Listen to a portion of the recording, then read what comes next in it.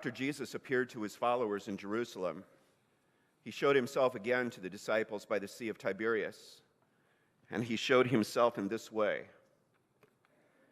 Gathered there together were Simon Peter, Thomas called the twin, Nathanael of Cana in Galilee, the sons of Zebedee, and two others of his disciples. Simon Peter said to them, "I'm going fishing." They said, "We'll go with you."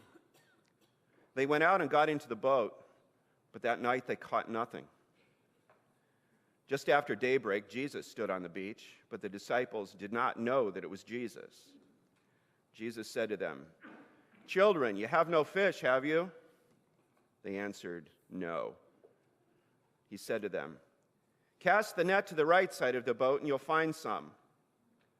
So they cast it, and now they were not able to haul it in because there were so many fish. That disciple whom Jesus loved said to Peter, "It's the Lord." When Simon Peter heard that it was the Lord, he put on some clothes, for he was naked, and jumped into the sea. But the other disciples came in the boat, dragging the net full of fish, for they were not far off from the land, only about 100 yards off. When they had gone ashore, they saw a charcoal fire there with fish on it and bread. Jesus said to them, "Bring some of the fish that you have just caught." So Simon Peter went aboard and hauled the net ashore, full of large fish, 153 of them. And though there were so many, the net was not torn. Jesus said to them, "Come and have breakfast." Now none of the disciples dared to ask him, "Who are you?" because they knew it was the Lord. Jesus came and took the bread and gave it to them, and did the same with the fish. This was now the third time that Jesus appeared to the disciples after he was raised from the dead. When they had finished breakfast, Jesus said to Simon Peter, "Simon, son of John, do you love me more than these?" He said to him, "Yes, Lord, you know that I love you." Jesus said to him, "Feed my lambs." A second time he said to him, "Simon, son of John, do you love me?" He said to him, "Yes, Lord, you know that I love you." Jesus said to him, "Tend my sheep." He said to him the third time, "Simon, son of John, do you love me?" Peter felt hurt because he said to him the third time, "Do you love me?" And he said to him, "Lord, you know everything. You know that I love you." Jesus said to him, "Feed my sheep. Very truly I tell you, when you were younger, you used to fasten your own belt and to go wherever you wished. But when you grow old, you will stretch out your hands, and someone else will fasten a belt around you and take you where you do not wish to go." He said this to indicate the kind of death by which he would glorify God. After this, he said to him, "Follow me." The Gospel of the Lord. Praise to you, O Christ.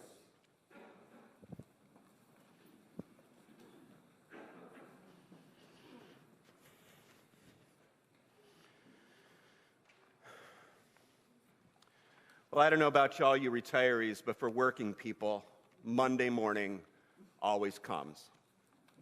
It always comes. No matter how good or bad the weekend is, Monday morning always shows up right on schedule. And no matter how wonderful and restful and memorable vacation is, Monday morning eventually comes. You just have to go back to work. Today's gospel lesson is the New Testament version of Monday morning. The disciples have spent the better part of 3 years following and learning from Jesus. They have witnessed the tragedy of his crucifixion and experienced their own grief. They have moved from disbelief to the exhilaration of his resurrection. But now it's Monday morning. They're back at it, fishing in their boats on the Sea of Galilee. Back to work. In this very last chapter of John, in this very last story of John's gospel, the epilogue to John's gospel, it is time to go back to work. But on this back to work, nose to the grindstone morning, something unique happens. Jesus shows up and gives to his disciples, and especially to Peter, two things that he deeply and necessarily needs: On the one hand, a sense of belonging, and on the other hand, a sense of purpose. Let's begin with this need for a sense of belonging. We all need to feel accepted by a larger group in order to have a stable identity and a sense of who we are. When I was in high school, belonging was important. I played sports, but the truth is I wasn't that good at it. I didn't ever feel like I belonged in the locker room. But then the band room, well, that's a different story. I played the trumpet, and I played it pretty well. But it wasn't my talent that led to my sense of belonging. It was the sense of community that our band director fostered within the whole ensemble. He drummed into us, into our developing senses of self, that every person, every instrument, every part, every note was important. The band, he said, was only as good as its least practiced member, and so it was the responsibility of everybody to do their work. And when everybody contributed to that common goal of making good music, then we were a great band, a great ensemble. And so for all of us, there was this sense of belonging to something that was bigger and more important than each of us as individuals. And because of that, I felt like I belonged in that group. Those were my people. Belonging, of course, is significant. On Abraham Maslow's hierarchy of needs, belonging is just above the physical needs and the need for safety. It's basic, it's necessary. Even our sense of identity is tied to our sense of belonging. The gift of identity is given to us by those around us as we see ourselves through the eyes of those who love us. When they notice us, affirm us, and love us, when they have compassion and empathy for us, then we know that we belong. And just so we're not confused, belonging is different than fitting in. Well, I remember how it was in junior high, how important it was to fit in. And so we wore the same clothes as everyone else. We adopted the same language as everybody else. We did whatever the herd thought was the right thing to do. Fitting in is changing yourself to be acceptable to the group. Belonging is knowing that you are accepted for exactly who you are. In this scene, Jesus asks Peter 3 times whether he loves him. 3 times. Imagine if someone you cared about asked you 3 times in a row, "Do you really love me?" By the 3rd time, you're wondering, what's going on here? And indeed, Peter, John says, is hurt by this repetition. I suspect that only later did it sink in that Jesus is not testing Peter, but he's reinstating him. Do you remember how many times Peter denied Jesus the night that he was crucified? 3 times.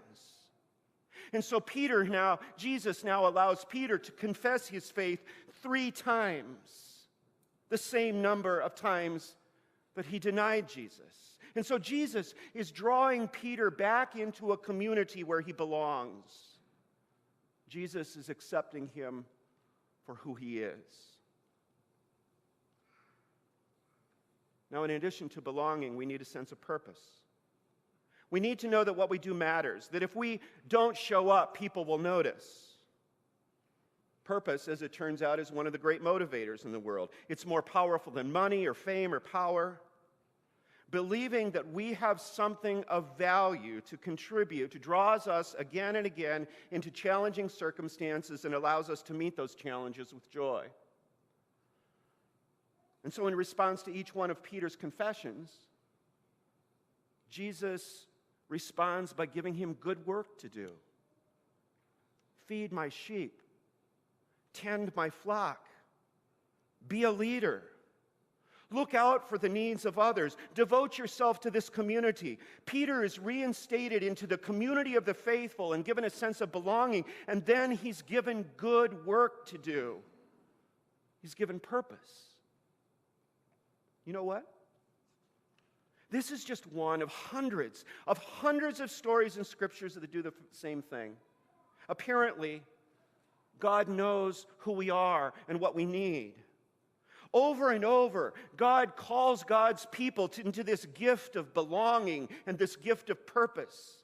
In fact, these two themes of belonging and purpose are so dominant in the biblical story that we've actually given them theological language to describe them.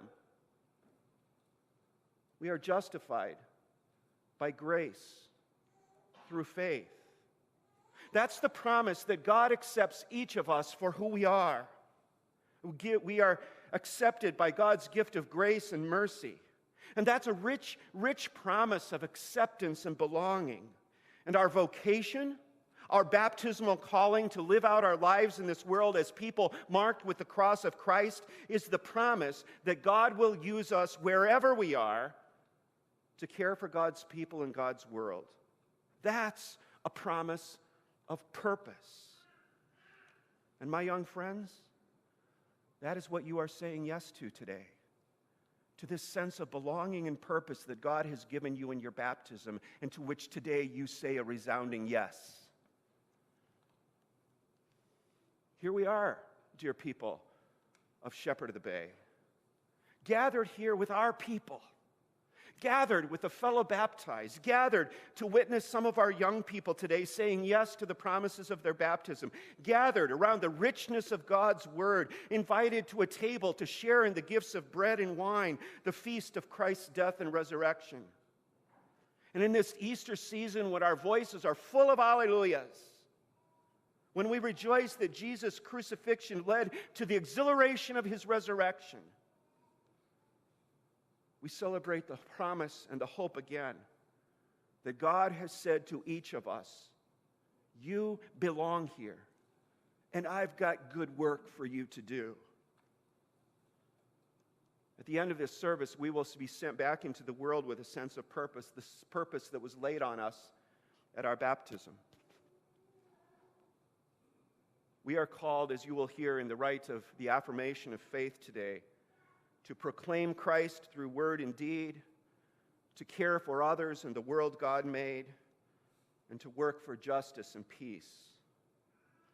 This morning, my young friends, you are invited into a community of belonging and purpose. You are given a lifetime of work that is worth doing. And the same thing is true for each one of us. We are invited into a community where we belong, and we are given a lifetime of holy and sacred work and purpose. That story, dear church, is told 100 times in the ministry of this congregation. When we gather on Tuesday mornings for Bible study and the quilting ladies gather on Thursday afternoons, there is belonging and there is purpose. When our high school students gather for a meal on Wednesday evenings, or our confirmation students meet on Wednesday afternoons, there is belonging and there is purpose. When the sanctuary choir or the bell choir gather to prepare their work of leading our Sunday morning song, there is belonging and there is purpose. When the council gathers monthly to do the work of this congregation, there is belonging and there is purpose. When we have conversations to discern what God is calling us to do and what God is calling us to be, those are conversations that are full of belonging and purpose. You know, by the time we get to the end of this gospel lesson this morning, we are only one sentence away from the end of John's gospel. But we didn't read it, so I'll read it for you. John ends his gospel with this sentence: "There are also many other things that Jesus did. If every one of them were written down, I suppose that the world itself could not contain all the books that would be written." Indeed, there are many things that Jesus did, and there are many things that Jesus continues to do. Because the story is not yet completed. There are so many things that Jesus is still doing through you and through all of us, that the tale of them would fill all the books in the world.